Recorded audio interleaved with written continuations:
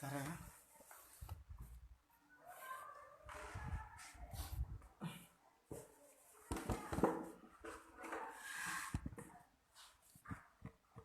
Halo, assalamualaikum warahmatullahi wabarakatuh teman-teman semua.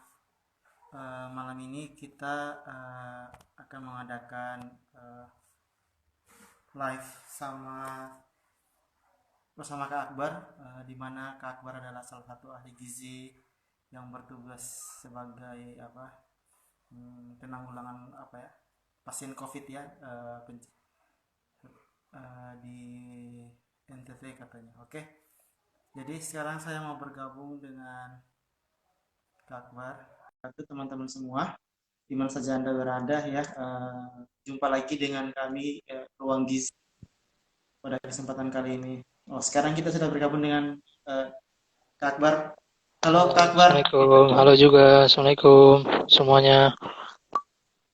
Suara saya? Sehat, salam sehat. Alhamdulillah sehat.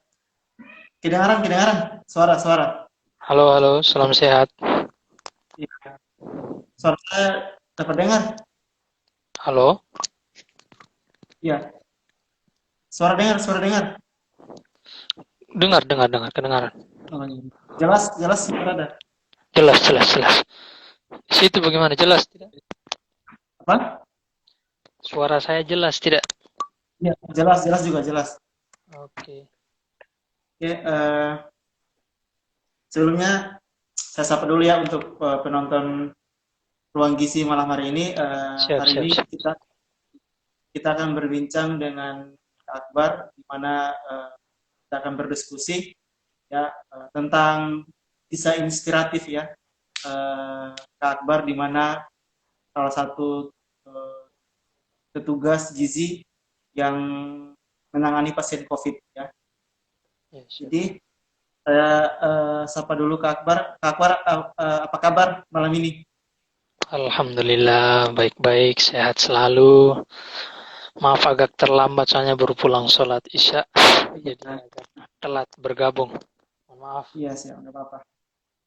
Iya, malam ini kita akan berdiskusi tentang bagaimana sih eh, kisah inspiratif Kak Akbar saat menangani pasien COVID ya. Pertama, eh, kita ingin bertanya dulu biar teman-teman semua tahu eh, asal muasal pertama kali Kak Akbar tuh ditunjuk atau disuruh gitu ya sebagai seorang ahli gizi di mana?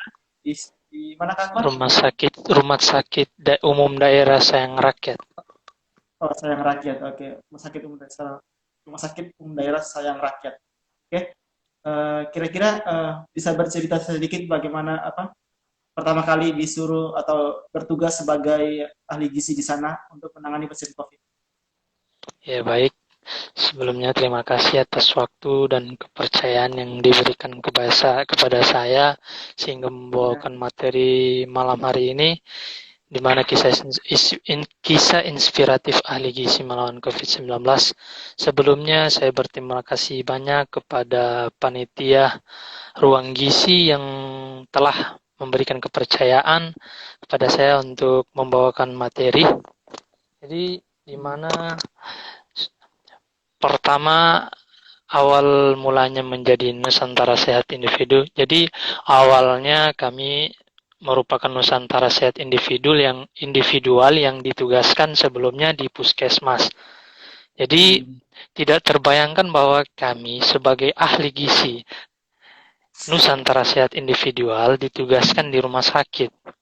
Awalnya kami bertugasnya di Puskesmas. Namun dengan adanya pandemi atau yang namanya coronavirus, jadi dialihkan ke rumah sakit, di mana rumah sakit yang ada rujukannya COVID-19. Jadi awal mulanya ditugaskan, belum terfikirkan bahwa nantinya akan ditugaskan di Rumah Sakit Sayang Rakyat. Jadi ada beberapa ratus, kurang lebih 100 lebih rumah sakit rujukan COVID-19 di seluruh Indonesia. Jadi saya terpilih di bagian Provinsi Sulawesi Selatan, yaitu Kota Makassar, rumah sakit umum daerah Sayang Rakyat, di mana saya diminta dari pihak Pusrengun dialihkan dari NSI atau Nusantara Sehat Individual yang dulunya penempatan puskesmas, dialihkan ke NSI Satgas COVID-19 penempatan rumah sakit Sayang Rakyat. Dan satu-satunya ahli gizi yang terpanggil untuk wilayah Makassar untuk rumah sakit Sayang Rakyat saya sendiri.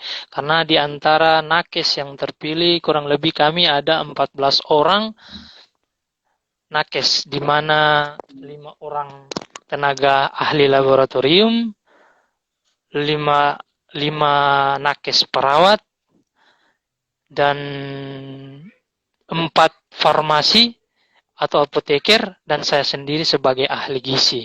Jadi totalnya 14 orang. Baik, terima kasih. Lanjut. Perasaannya saat itu ditugaskan sebagai pertama kali sebagai ya, baik. gizi dan bertugas. Lanjut. Ya, awal mulanya saya bertugas sangat-sangat senang, sangat bangga, di mana kurang lebih dari di antara ahli gizi yang sekian banyak purna. Awalnya kan saya purna NSI batch 2, NSI batch 2 tahun 2017, masa bakti 2017 sampai dengan 2019, awalnya di Puskesmas Ritabang, Flores Timur, Provinsi Nusa Tenggara Timur. Ya. Jadi dari sekian purna kan artinya ya ini yang sudah selesai melaksanakan tugas. Kurang lebih 2 tahun. Jadi dari sekian ahli gizi, alhamdulillah saya terpilih sendiri. Jadi suasana dan rasa senang, rasa gembira yang saya rasakan alhamdulillah luar biasa. Karena di mana tantangan baru, cerita baru, dan pengalaman yang baru yang kini yang saya dapatkan. Di mana belum tentu kita dapatkan di puskesmas, akhirnya kita bisa dapatkan di rumah sakit tersebut, di mana kita awalnya kan 2 minggu pertama kita ditugaskan di bagian instalasi gizi, di mana ruang instalasi gizi itu kan tempat di mana makanan disajikan, kemudian diolah, kemudian didistribusikan ke teman-teman, baik petugas maupun pasien yang menerima. Kemudian 2 minggu setelah itu dengan dengan keterbatasan sumber daya manusia atau tenaga kita, di mana tidak adanya pramusaji, jadi saya sekaligus bertugas sebagai pramusaji, yaitu bagaimana menyalurkan makanan atau mendistribusikan makanan pasien langsung ke pasien tersebut.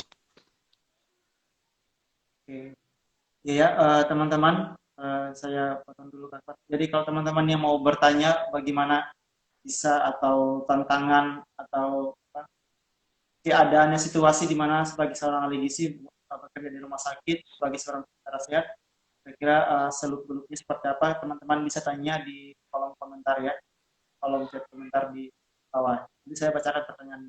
Kemudian lanjut ke Akbar, kira-kira nih setelah di rumah sakit itu ada kan pertama kali kan kita kalau orang tahu kan COVID kan sekarang kan kayak ada ketakutan begitu kan, kira-kira ada rasa ketakutan di Kak Akbar ketika bertemu dengan pasien secara langsung atau menyajikan makanan di rumah sakit itu? Ada tidak? Ada. Baik. Terima kasih. Lanjut lagi. Ya, sebelumnya kan teman-teman atau halo sahabat ruang gizi, bahwa saya tahu kan teman-teman ataupun sahabat ruang gizi, saya yakin dan percaya bahwa sudah tahu, sudah mengerti, sudah paham, sudah apa namanya, sudah tahu ya apa pengertian dari COVID ya. Saya tahu bahwa apa itu sih COVID, Hmm. apa itu COVID-19 atau COVID-19. Jadi virus virus ini kan virus yang sangat apa namanya sangat ganas di mana bisa mematikan, virus yang tidak dapat dilihat dengan kasat mata ya, hanya bisa dilihat dengan mikroskop. Hmm. Jadi kita review kembali ya. Jadi di mana rasa awal dibuat saya awalnya memang dakdikduk ya, artinya rasa khawatir, rasa apa namanya, rasa takut, di mana harus berhadapan dengan pasien yang memang sudah positif ya, Hmm. dan dengan sekian pasien, dan di mana apa namanya rumah sakit ini ada 3 lantai. Jadi di antaranya lantai pertama dinamakan lantai Melati, lantai kedua dinamakan lantai Tulip, dan lantai tiga dinamakan lantai Asoka. Jadi 3 lantai ini saya sendiri yang menghandle. Jadi Hmm. rasa takut saya memang sangat ada, Hmm. apalagi dengan adanya apa namanya saya sudah beristri, sudah punya, dan pada saat itu istri saya sedang mengandung. Di Oh. mana rasa khawatir saya, pemikiran saya terpecah kan. Artinya pada saat saya bertugas di mana istriku sementara mengandung dan dalam keadaan yang kata dokter sebentar lagi dalam ingin partus atau ingin melahirkan. Oh. Jadi rasa khawatir, rasa pemikiran pasti terpecah belah. Saya Hmm. rasa teman-teman yang sudah mengalami atau yang sudah berkeluarga pasti tahulah ya, Iya di betul. mana rasa khawatir, rasa takut, iya kan? Iya. Ah. Jadi memang rasanya luar biasa. Dan awal pertama saya masuk di gedung, karena gedung gedung namanya infeksi center, di mana gedung Hmm. itu kan yang 3 lantai tadi. Di situ pasien yang baik yang terkonfirmasi kan, pasien kita kan ada 3, ada 3 dibagi tiga tiga apa ya namanya 3 bagian. Jadi ada yang memang sudah positif, ada yang PDP, dan ada yang ODP. Ya, jadi yang Oh. kita dibagi, yang di bagian atas sudah terkonfirmasi lantai saat, ya. Jadi ada dibagi-bagi peruangan. Jadi kalau yang sudah positif kita bagi di sebelah ruang. Hmm. Jadi yang masih ODP atau orang dalam pengawasan dibagikan ke ruangan yang lain. Jadi Hmm. rasa was-was memang, apalagi Hmm. meskipun kita sudah memakai apa no yang namanya APD lengkap, ya kan? Ah. APD yang bentuknya ya, saya rasa mungkin teman-teman sudah lihat ya di media Iya. sosial atau di TV, yang berbentuknya seperti asmat itu, yang di planet kayak planet-planet. Jadi luar biasa, apalagi rasa was-was memang, dan apa namanya memacu adrenalin sungguh luar biasa, di mana karena awal mulanya kita harus memakai APD lengkap, harus dibungkus dengan masker double, masker bedah, masker N95, kemudian dipakai dengan masker bedah, baru Hmm. memakai alat penutup kepala dan lain sebagainya. Jadi luar biasa. Namun alhamdulillah dengan atas izin Allah, dengan atas restu istri dan keluarga, alhamdulillah Iya. bisa bisa melaksanakan tugas dan bisa menghandle semua dengan pasien yang luar biasa banyak. Karena hampir kemarin itu yang pasien yang saya dapati hampir sekitar 80-an dengan 3 lantai yang Hmm. tanpa menggunakan lift. Jadi jalan kaki mendaki. Masya Allah. Iya, iya, iya. Oke, Kak Akbar, kira-kira itu kan tadi Kak Akbar katakan bahwa ada rasa ketakutan, ada pertama kali. Kira-kira ya selain dukungan istri, selain apa, itu gimana sih melawan rasa takut itu sehingga Kak Akbar tuh ini harus nih, harus saya lakukan, harus saya buat, harus saya menangani pasien itu. Kayak gimana sih cara menangani selain dari istri dan dari apa sebagai tugas sebagai ahli gizi. Apakah ada itu cara lain Kak Akbar Ya baik. Ya, Ya baik, terima kasih Saudara Kamil. Jadi bagaimana cara saya yang tadi yang bagaimana cara apa namanya untuk bisa Menghadapi itu. supaya jangan panik, supaya tetap dengan protokol kesehatan dan patuhi protokol kesehatan, di mana ya dengan bantuan doa, selain dengan doa dan benar-benar bahwa kerja kita dengan ikhlas, dengan membantu yang namanya dengan apalagi kita yang namanya dengan Satgas COVID-19 adalah garda terdepan, yang disebut dengan garda terdepan, di mana kita benar-benar melayani dengan setulus hati. Jadi bagaimana apapun yang kita lakukan, intinya benar-benar ikhlas, di mana yakin dan percaya bahwa Allah selalu dengan kita, dan bagaimana kita melayani dengan setulus hati. Jadi apapun yang terjadi kita serahkan kepada Allah. Jadi dengan senantiasa lindungan Allah pasti kita dijauhi dan terhindar dari virus corona tersebut. Ya nih, Kak Akbar, ini kan ada yang bertanya nih dari Andrea, Andrea, Andre dari Riau. Ya. Halo Kira-kira Bang Andre. pertanyaannya, saudara tadi Akbar ditempatkan di Salasi Gizi Rangkap sebagai pramusaji. Boleh tahu di sana menu yang dibuat untuk pasien COVID itu bagaimana sih? Untuk menunya di Ya, sana. baik. Baik, terima kasih. Langsung saja saya menjawab ya. Terima kasih atas pertanyaan yang diberikan oleh Abang Andre. Siap teman NST Kalike awalnya. Terima kasih atas pertanyaan yang luar biasa. Baik, saya langsung jawab. Ya, kurang lebih saya ditempatkan di instalasi gizi hanya 2 minggu. Jadi di mana, mohon maaf, makanan yang disajikan untuk pasien bukan dari kita, atau bukan diolah oleh rumah sakit, melainkan sudah ada catering yang sudah ditunjuk oleh pemerintah Provinsi Sulawesi Selatan untuk khusus makanan pasien. Jadi tidak ada kami kalau untuk kami khusus hanya hanya bisa membantu kita cek.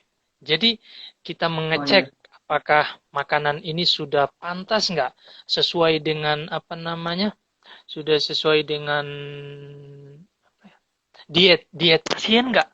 Jadi misalnya dia dengan pasien hipertensi, ya, ataupun misalnya dengan pasien yang sudah di gawat darurat atau ICU, ruang ICU. Jadi kita misalnya makanan yang diantar oleh catering tidak sesuai dengan makanan yang pasien yang di ICU, maka langsung kita tanggulangi. Kita menggantinya dengan makanan sesuai yang harus dan diet pasien. Jadi misalnya yang diet rendah garam, jadi misalnya lauknya agak terlalu asin, jadi kita langsung tanggulangi, mengurangi ada cadangan lauk yang sudah kita buat. Jadi kita menyesuaikan dengan makanan sesuai diet pasien. Jadi kalau untuk kita, untuk dari instalasi gizi rumah sakit tersebut tidak menyediakan, namun dengan hanya membantu mengecek ataupun terutama mendistribusikan. Jadi kalau untuk kita hanya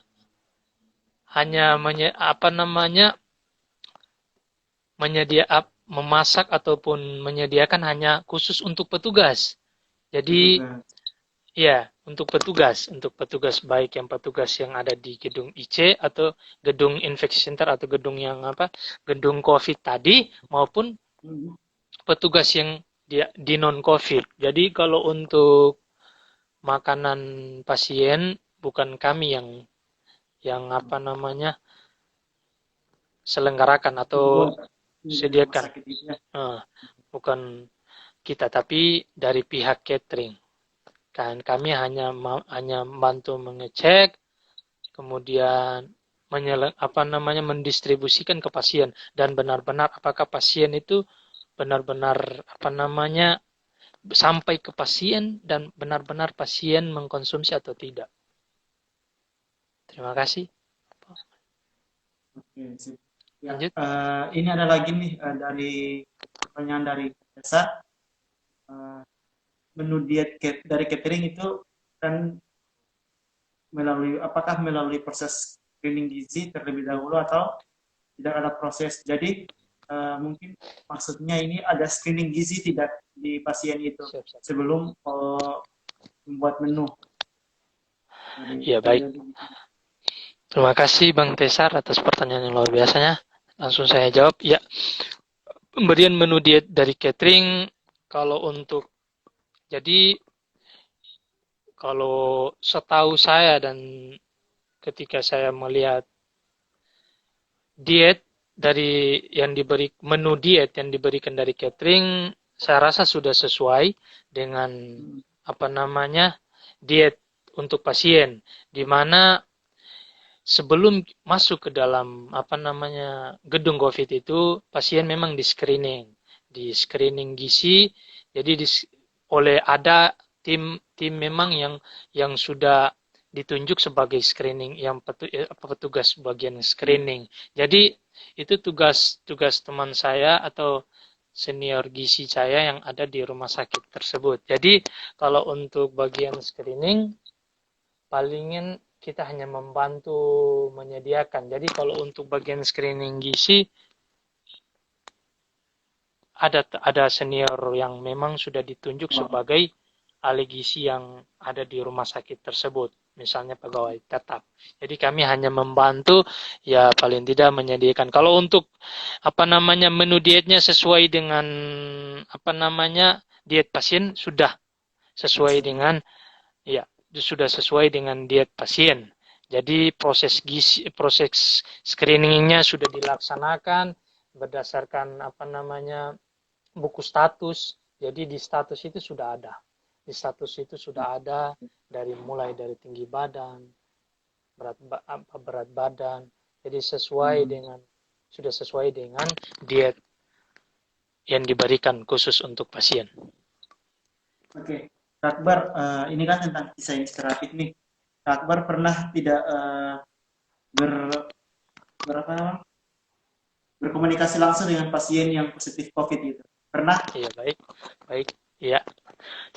Kalau untuk berdiskusi, hampir setiap hari kami berdiskusi.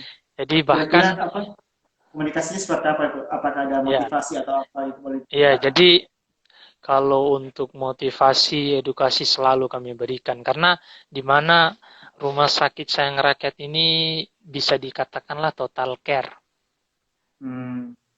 Artinya semua untuk pasien. Jadi apapun keinginan pasien sangat-sangat dipenuhi. Jadi jadi kalau sudah masuk di dalam gedung IC itu sudah menggunakan yang namanya APD, jadi tidak ada membedakan yang namanya jadi sudah menyatulah. Jadi kita profesinya sudah total lah. Jadi bukan hanya jadi ahli gizi. Jadi karena pasien ini kan bukan hanya yang berilmu, tetapi ada yang pasien yang awam, artinya pemahaman yang jadi tidak harus baca lagi bilang dia ini harus dokter, dia ini. Jadi semua pasien itu memikir ini semua pasien pasien menganggap kita semua itu baik bisa jadi dokter, bisa jadi perawat, ahli gizi. Jadi sambil saya pernah berbincang dengan satu pasien, di mana pasien tersebut adalah mantan ini apa? Dia adalah kepala Biro Kompas TV Makassar, Kota Makassar. Jadi saya sempat berdiskusi dengan beliau, gimana Pak, apa pernah gimana sih awal mulanya Bapak kena ini? Jadi beliau menceritakan bahwa entahlah dia dapat di mana, karena mungkin beliau pernah ya mungkin berkontak dengan pasien itu di luar, karena beliau juga kan sebagai kurang lebih sebagai wartawan. Jadi wartawan. kepala Biro Wartawan Kompas TV Makassar. Jadi bagaimana dia menceritakan. Jadi katanya awal mulanya dia kena dan bagaimana rasanya, gejalanya, bahwa gejalanya yang pertama dia merasa demam dengan suhunya di atas 38 derajat Celcius, kemudian ada rasa pilek, batuk dan lain sebagainya, mengeluarkan dahak, kemudian dengan diare atau gejala. Kemudian ada yang memang katanya dia tidak merasakan makanan sama sekali. Oh, Katanya rasa makanannya itu hambar. Sehingga hambat. pernah saya menanyakan, Pak, kenapa nggak makan? Kata dia, rasa makanannya nggak enak, nggak ada rasa. Aduh, kok gitu? Katanya, oh, jadi dari situlah saya memikirkan bahwa mungkin salah satu gejalanya mungkin di situ. Jadi tidak ada rasa apa yang dimakan, meskipun makanan yang enak yang kita kasih, tidak ada akan rasanya hambar. Oke, jadi Kak Akbar, di rumah sakit Sayang Rakyat itu pernah ada yang meninggal nggak? Apakah sama? Kalau ya baik, untuk update baik di sini saya ada update pasiennya, di mana pasien kurang lebih bentar, kalau saya keluar sebentar ya, bentar. Untuk pasien yang jadi meskipun saya sudah tidak bertugas di Rumah Sakit Sayang Rakyat, tapi saya masih mengikuti update-nya. Jadi Oh, jumlah pasien dengan sekian pasien yang masuk dan pasien yang meninggal. Jadi update pasien tanggal dengan bentar ya. Pasien tanggal 13 September 2020 jam 9 pagi tadi, jumlah tenaga dengan dokter spesialis 6 orang, dokter umum 3 orang, perawat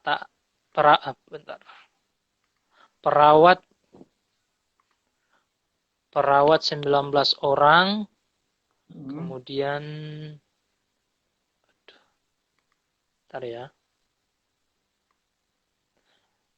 Perawat 19 orang, penata anestesi 1 orang, penunjang medis 5 orang, penunjang non medis 8 orang.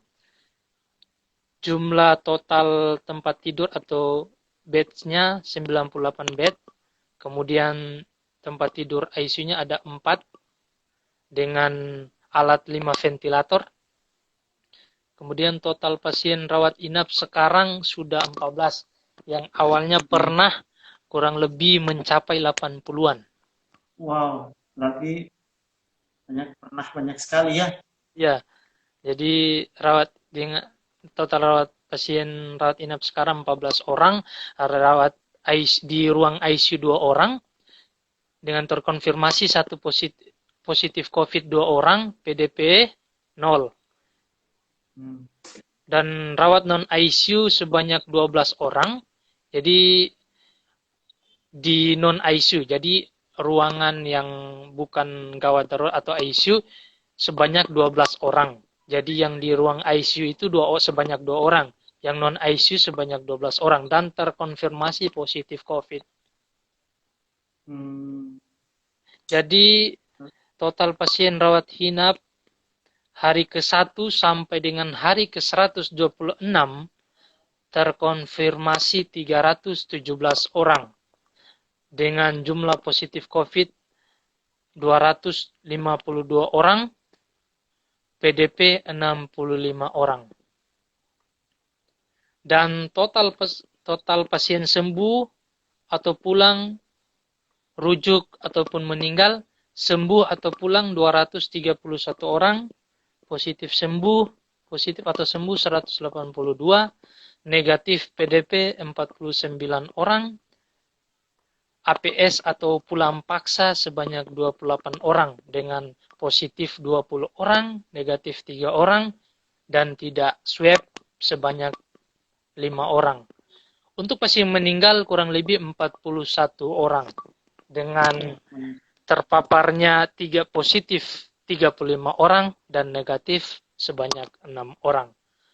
Untuk rujuk keluar sebanyak 3 orang, yang positif 1 dan negatif 2 orang. Itu untuk daftar pasien terupdate hari ini tanggal 13 September. Jadi meskipun saya sudah tidak bertugas di rumah sakit tersebut, saya masih selalu update gitu ya. Iya, selalu mengikuti update untuk pasien tersebut.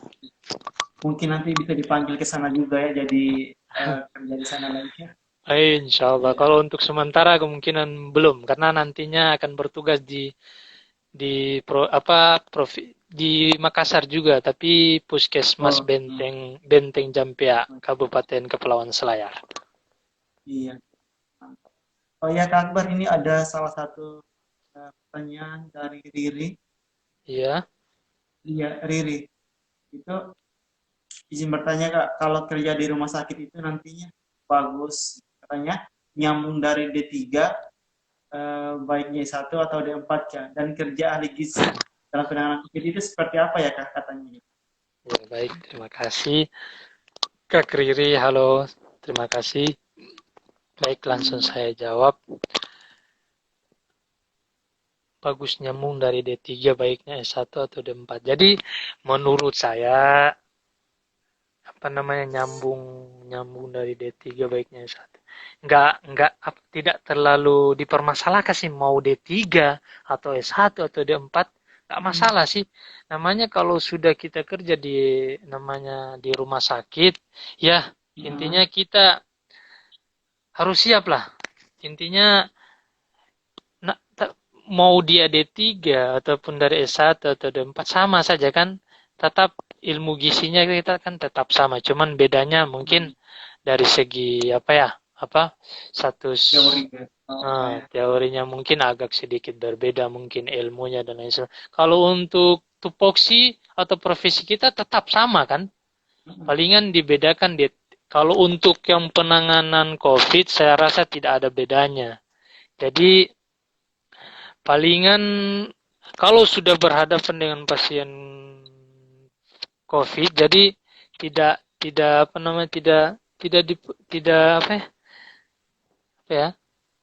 terlalu dipermasalahkan sih mau nyambung D3 atau S1 atau D4. Jadi intinya sama saja. Jadi tidak ada membedakan, atau palingan ilmunya mungkin yang agak berbeda sedikit. Tapi kalau untuk rasa penanganannya ataupun status pelayanannya tetap sama. Kita menggunakan teori dengan sesuai protokol atau pedoman yang sudah ditentukan oleh dari pusat. Iya, atau rumah sakit. Ya, baik pusat ataupun rumah sakit yang menangani COVID-19 tersebut. Kemudian penanganan COVID seperti apa ya Kak? Kalau untuk kerja ahli gizi dalam penanganan COVID ya sama halnya ya kerja kita palingan di mana yang pertama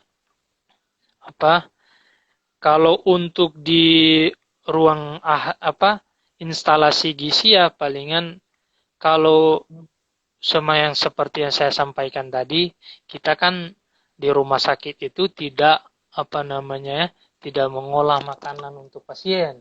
Jadi yang kelola atau mengolah makanan pasien tersebut dari catering. Jadi kita hanya menerima dan mengecek. Jadi mengecek apakah makanan ini sesuai diet pasien atau tidak.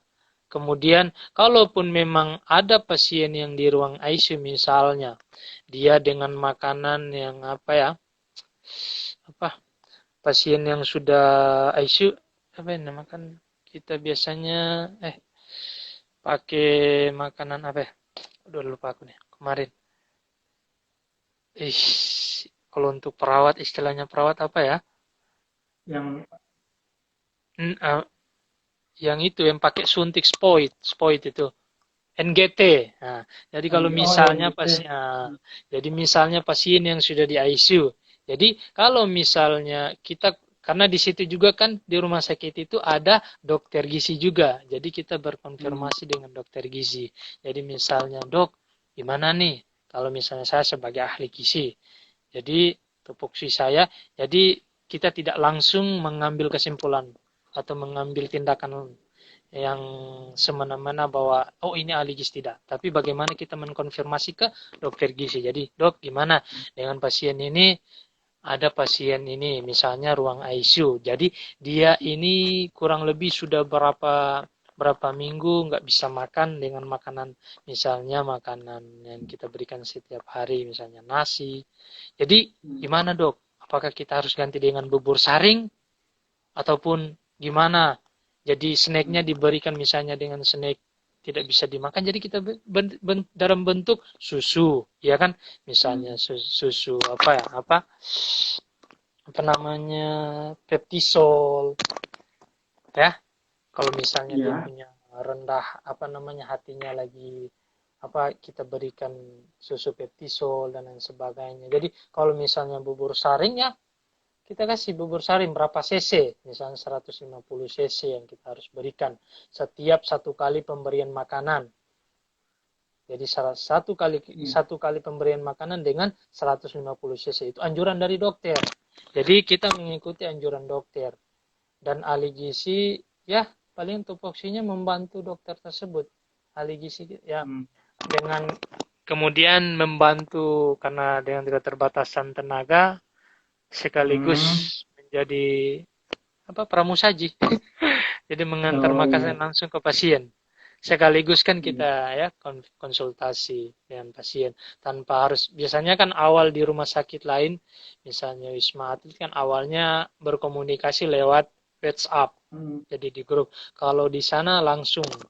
Jadi selain sebagai kita ahli gizi, jadi kita bertugas sebagai pramusaji, kan apa berhadapan langsung dengan pasien. Bahkan itu lebih bagus. Jadi bagaimana kita menanyakan pasien, gimana Pak makanannya apa lancar atau tidak, ataupun Iya gimana betul sekali. makannya bisa dimakan atau tidak. Jadi seperti itu. Hmm. Jadi dan benar-benar makanan tersebut sampai ke pasien dan dimakan oleh pasien. Seperti Oke, itu. siap ya. Teman-teman, Kak jadi Kiriri, terima kasih. seperti itu. Jadi ada juga pertanyaan nih Kak Akbar. Pernah Ya, dari Musyarofa katanya pernah ada pasien anak tidak di kalau sana? ya, ya baik, terima kasih Kak Musyarofa atas pertanyaannya. Kalau untuk rumah sakit sayang rakyat sampai saat ini kemarin untuk pasien anak tidak ada yang dirawat di Oh, rumah tidak. sakit. Rata-rata pasien dewasa. Ya ada Hmm. kemarin palingan yang umurnya kurang lebih 18 tahun atau 19 tahun. Kalau untuk kategori anak-anak nggak ada. Tidak ada. Palingan ada yang kemarin pasien ada salah satu teman nakes kami anaknya karena awalnya teman nakes kami terpapar dan Hmm. setelah dikonfirmasi dia dijemput di swab jadi otomatis keluarganya harus di swab jadi dan setelah di swab bahwa anaknya terkonfirmasi positif dengan usianya kurang lebih berapa tahun 5 tahun atau 6 tahun. Hmm. Nah, tidak dianjurkan ke rumah sakit, tapi dia inginnya maunya diisolasi saja karena tanpa Iya. gejala. Kalau misalnya Oh, dia ada gejala, baru dirujuk ke rumah oh, sakit. Tapi karena dengan tidak adanya gejala anak tersebut, maka dia hanya diisolasi di hotel. Jadi selama kurang lebih 2 minggu dia diisolasi dan alhamdulillah setelah diswab kembali hasilnya negatif. oh. Kalau untuk pasien anak belum Oh, ada ya karena di rumah anak-anak sakit. itu kan iya. Kalau untuk pasien anak nggak ada sama sekali. Jadi kalau Hmm. untuk sistem imun kan cenderung susah makan ketika sistem imun. Iya itu. Iya, iya, iya sih. Tapi Hmm. kalau untuk Iya. sampai untuk saat ini pasien anak belum ada. Jadi tidak ada apa namanya yang kita rawat untuk anak-anak sih Kak. Terima kasih. Lanjut, Eh, Kak Akbar mau tanya nih, Kak Akbar ya Kak. kira-kira eh, Kak Akbar pernah di swab gitu? Iya, terima kasih. Ya, jadi Terus gimana eh, ya hasilnya jadi hasilnya?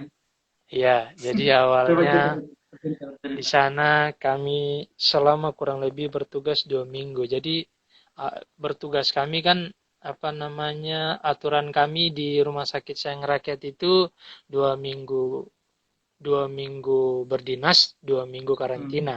Dan setelah 2 minggu bertugas, kurang lebih 2 minggu kita harus di swab karena tidak menutup kemungkinan apakah kita terpapar, ya kan? Iya betul. Ataupun dan lain sebagainya, kita belum tentu. Meskipun kita dengan APD yang memang sudah lengkap, Lengkap. sudah memang Oh, iya, tapi kita tidak tahu apakah kita ini terpapar, terkonfirmasi atau tidak.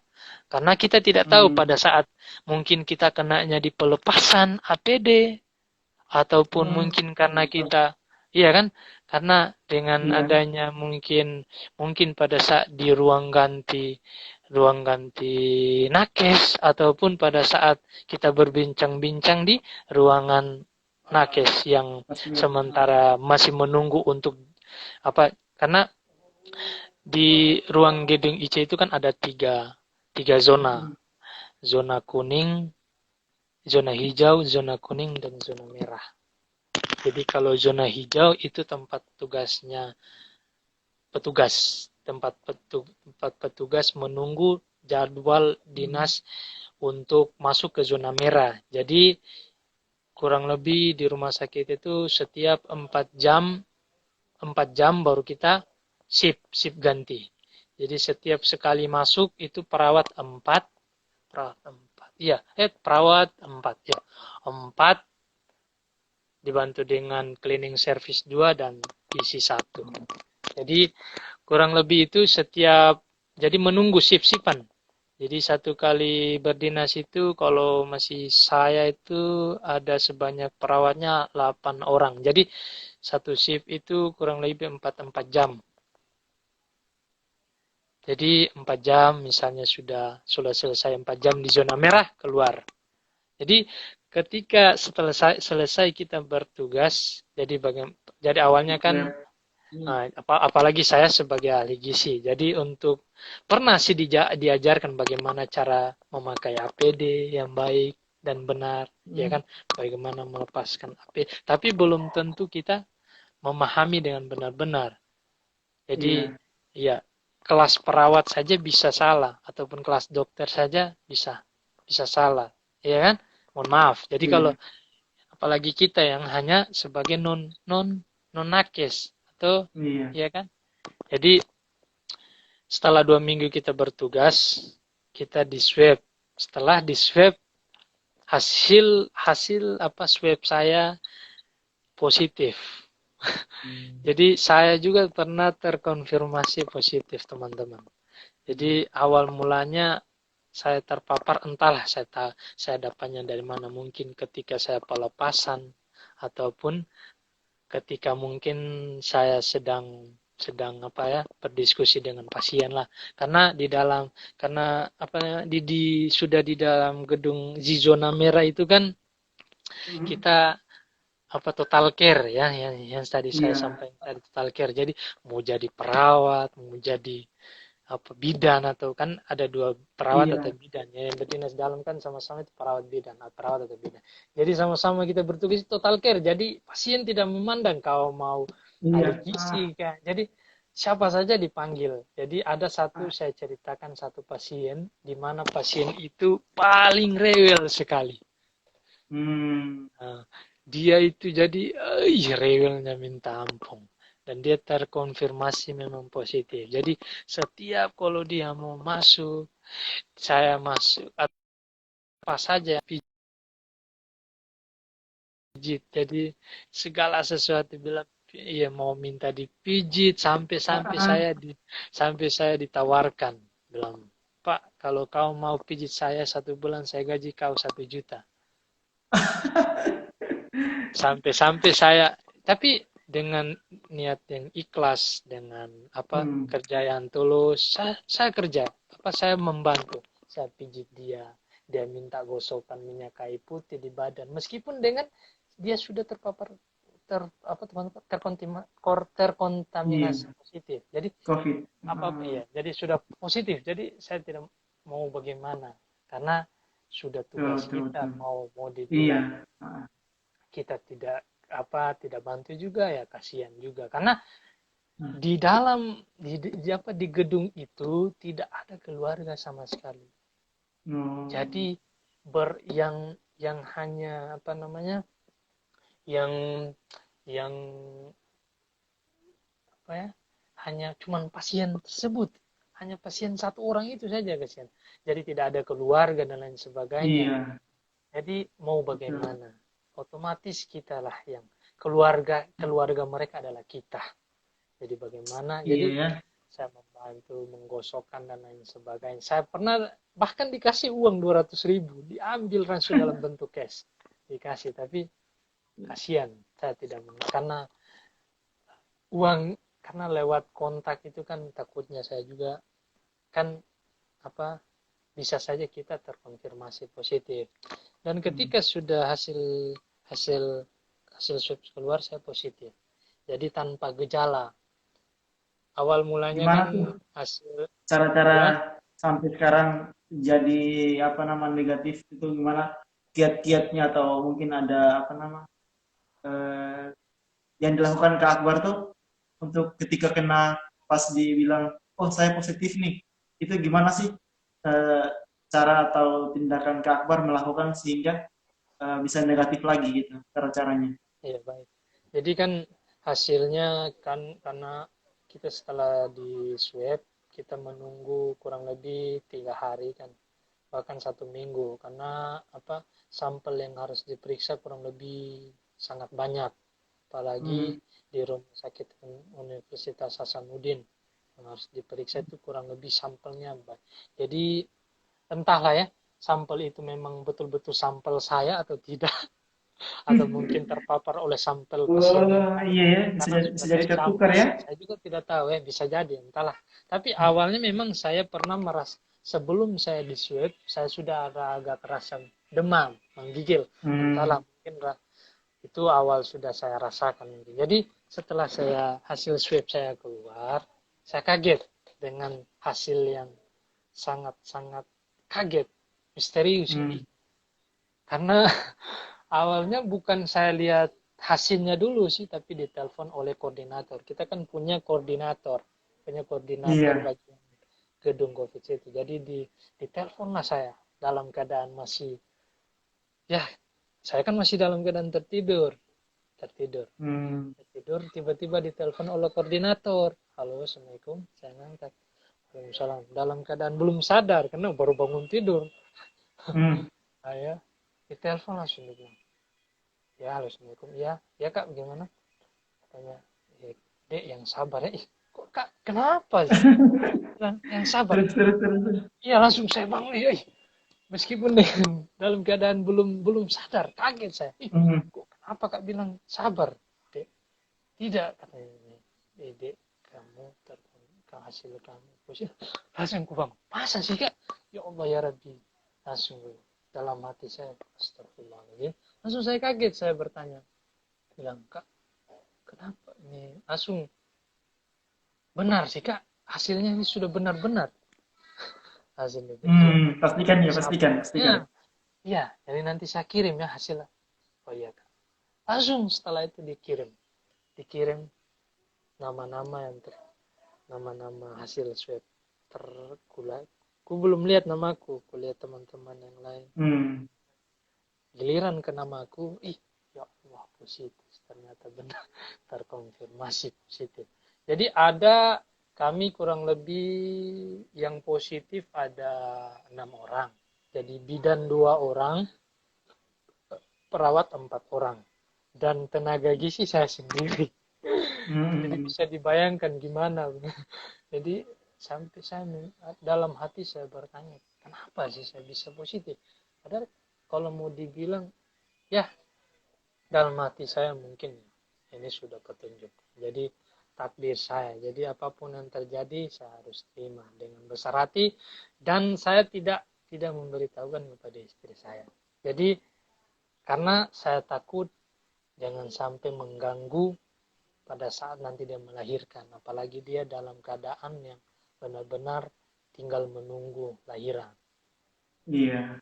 Jadi hasil tersebut hanya saya yang tahu dan teman-teman yang bertugas. Jadi keluarga saya pun tak tahu. Hmm. Jadi selama Tapi kurang sekarang udah lebih tahu kan? yang sekarang setelah sudah melahirkan dan sudah setelah saya pulang ke sini baru saya ceritakan kronologisnya bahwa saya kemarin Hmm. sempat terpapar positif dan cara untuk sedikit berbagi pengalaman terkait bagaimana cara menanggulanginya. Jadi artinya kurang kan hasilnya keluarnya 1 minggu. Setelah Hmm. 1 minggu itu kan saya masih berada di hotel yang bersamaan dengan teman-teman yang kan saya kan kami kan NSI disuruh ya instruksi dari kami memang dari kami ingin lanjut. Jadi biasanya 2 minggu kerja, 2 minggu karantina. Tapi kalau dari kami NSI, kami dari pribadi kami mau lanjut. Jadi selama kurang Iya. lebih 4 minggu. Jadi tidak ada karantinanya nanti setelah akhir penugasan misalnya 2 minggu terakhir sebelum masa bertugas berakhir. Jadi 2 minggu sambil menunggu hasil swabnya kami masih berada di hotel jadi masih menunggu hasil swab. Setelah hasil swab itu keluar kurang lebih 1 minggu, jadi saya disuruh siap-siap katanya pindah hotel untuk di tempat Hmm. memang yang hotel memang sudah terkonfirmasi positif. Jadi di dalam hotel situ sudah sekian banyak pasien yang ada di situ dan itu apa sudah tercampur lah ada yang nakes, ada yang non nakes, bahkan ada yang warga masyarakat yang ingin Hmm. isolasi mandirian tanpa gejala. Jadi ketika awal besoknya saya di konfirmasi itu disuruh siap-siap katanya packing, persiapan pindah hotel. Pindah hotel. Ya pindah hotel. Setelah saya pindah hotel, saya juga kaget karena masih menunggu jemput karena harus dijemput menggunakan APD lengkap. Saya harus dijemput Hmm. dengan jadi Pak sopir juga harus menggunakan APD lengkap karena virus ini kan ya kita sudah tahu bersama bahwa dia bisa menular dari kontak erat baik berjabat tangan ataupun ya. Iya. Jadi semua sopir juga wajib menggunakan APD lengkap. Jadi sambil menunggu petugas dari ambulans, jadi besoknya dijemput, saya juga kaget dari pihak hotel. Resepsionis menelpon, halo selamat pagi Pak, katanya ada yang positif. Saya juga sempat kaget. Kok cepat sekali pihak hotel. Padahal hotel itu kan khusus tenaga nakes yang bertugas. Jadi itu kan khusus nakes yang bertugas. Jadi belum tidak ada pasien yang positif. Jadi itu khusus nakes yang bertugas di rumah sakit. Misalnya rumah sakit Iya. Rasayang Rakyat, Wahiden dan sebagainya. Nah setelah saya juga kaget. Mbak kok iya ini Pak boleh sampaikan ke yang untuk karena saya masih sempat satu kamar dengan teman nakes perawat yang hasil swabnya negatif. Hmm. Dia juga was-was, sempat kaget ketika saya terkonfirmasi positif. Dia kaget, jadi Oke. ya. Jadi Jadi apa? Kak, Jadi ya ya. apa? Selama kurang lebih sudah pindah ke hotel karantina, jadi apa yang saya lakukan di mana makan makanan yang bergizi. Selain itu, saya sarankan untuk harus ada aktivitas fisik kurang lebih 20 menit. Jadi setiap Hmm. pagi saya jalankan aktivitas fisik, misalnya senam ataupun gerak-gerak, kemudian harus menghadap ke matahari, paling Matahari. tidak mengambil ya. Jadi berjemur selama kurang lebih ya paling tidak 5 menit lah atau 10 menit. Selanjutnya Hmm. kita aktivitas fisik. Jadi selama kurang lebih 3 sampai 5 hari saya menjalankan karantina tersebut dengan mengkonsumsi makanan yang bergizi yang sudah disediakan, kemudian vitamin yang diberikan oleh dari pihak, karena ada pendamping di hotel tersebut, ada pendamping. Jadi pendamping, di mana pendamping itu dari nakes yang ditunjuk oleh percepatan penanganan COVID-19 yang dari pemerintah Sulawesi Selatan. Jadi ada, jadi setiap hotel yang yang hotel yang Ada menampung pasien. Ya. pasien, menampung pasien positif yang tanpa gejala ataupun yang gejala, jadi diberikan ada pendampingnya. Jadi setiap seminggu ini, setiap 1 hari atau 2 hari itu diberikan suplemen vitamin dalam bentuk vitamin, jadi Enervon dan lain sebagainya. Jadi rutin memang itu dikonsumsi. Selain dengan konsumsi makanan yang bergizi, vitamin itu, kemudian jangan lupa aktivitas fisik paling tidak 20 menit. Jadi alhamdulillah kurang lebih selama 5 hari, 3 sampai 5 hari setelah di swab kembali, alhamdulillah negatif. Sampai 4-5 kali saya swab seterusnya, alhamdulillah sampai saya pulang ke sini Negatif. negatif. Hmm. Tidak ada lagi Oke, positif. gitu. Siap, Kak Akbar, ini waktunya sudah hampir habis ya. Jadi Ya, ya. mungkin saya simpulkan ya untuk diskusi malam ini. Untuk teman-teman yang masih bertanya itu nanti bisa uh, di kolom di DM aja ke Akbar atau nanti ke ruang gizi, nanti kita sampaikan ke Kak Akbar Siap, siap, sehingga siap. nanti mungkin bisa dijawab langsung oleh Kak Akbar, mungkin melalui video singkat atau bisa dengan jawaban chatting di Instagram ya. Siap, siap. Karena mungkin waktu juga, jadi kita membatasi waktu karena ya semua punya aktivitasnya malam ini. Jadi saya simpulkan beberapa materi yang disampaikan oleh Kak Akbar tadi. Kira-kira untuk menjadi seorang ahli gizi mungkin kita harus lebih total care gitu ya, peduli dengan semua pasien, baik memandang dari segi sifat agama, kemudian untuk dari dijelaskan tadi bahwa untuk menu-menu dietnya itu kan kalau dari rumah sakit itu melalui catering, jadi mungkin lebih kepada melihat apa sih pantas, apakah pantas diberikan kepada pasien kalau dilihat oleh ahli gizi. Terus Kak Akbar juga memiliki salah satu pernah terpapar juga COVID.